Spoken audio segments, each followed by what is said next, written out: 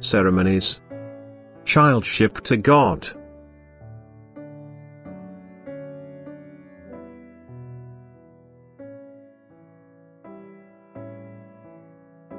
Thus God's will was ignored, and this resulted in a dire state of affairs which is seriously endangering the faith.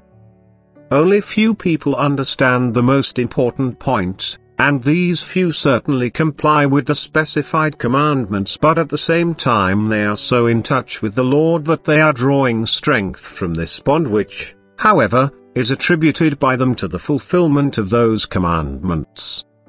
This misguided notion will not, in fact, harm their souls, but this strength can also flow to a person without outwardly recognizable ceremonies, providing the heart seeks and initiates a union with God. Whereas ceremonies without a heartfelt union will not result in any kind of blessing. It is also important to raise the question of childship to God. In accordance with dogma, only a member of the Catholic Church can lay claim to calling himself a child of God.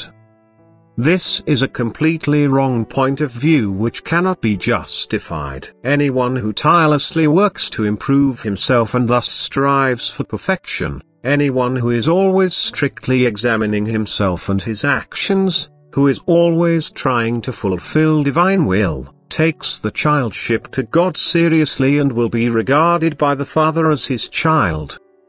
But obligations and their fulfillment will never be as valuable as a voluntary joyful service to God. Coercion will never activate one's own will.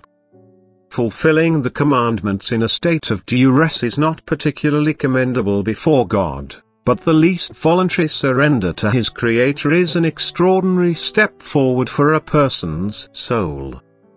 And thus God has in fact always made his will known to humanity, but he has never commanded that his will should be fulfilled as a duty, because it is only of value to him if the human being rises above himself and for the love of God accepts a certain amount. Because only then will the human will bend down and consciously strive to bond with the Father in heaven, only then will the child's relationship with his Father be initiated.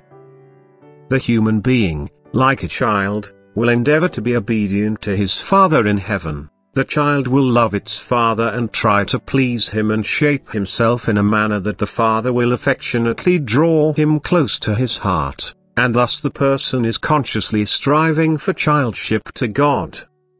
Amen.